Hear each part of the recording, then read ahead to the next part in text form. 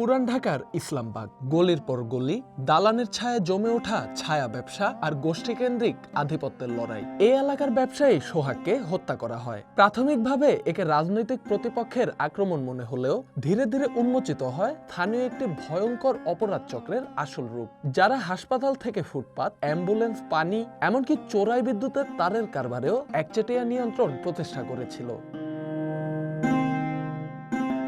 তদন্তে জানা গেছে, সোহাগকে যে গোষ্ঠীটি হত্যা করে একসময় সেই গোষ্ঠীর অংশ ছিলেন সোহাগ। তার হত্যার পেছনে মূল কারণ হিসেবে উঠে এসেছে চোরাই তারের ব্যবসার লাভের ভাগ নিয়ে বিরোধ।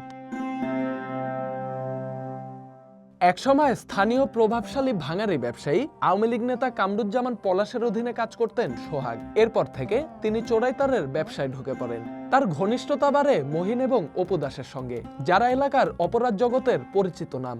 মহিন ছিলেন ছাত্রদলের চকবাজার থানা ও ৩০ নম্বর ওয়ার্ডের সাবেক নেতা। পরবর্তীতে যুবদলের সঙ্গেও সম্পৃক্ত হন, যদিও এখন তিনি দল থেকে বহিষ্কৃত। ২০১৪ সালের ৫ আগস্ট আওয়ামী লীগের পতনের পর এই তিনজন একসঙ্গে এলাকায় নিজেদের প্রভাব বিস্তার শুরু করেন।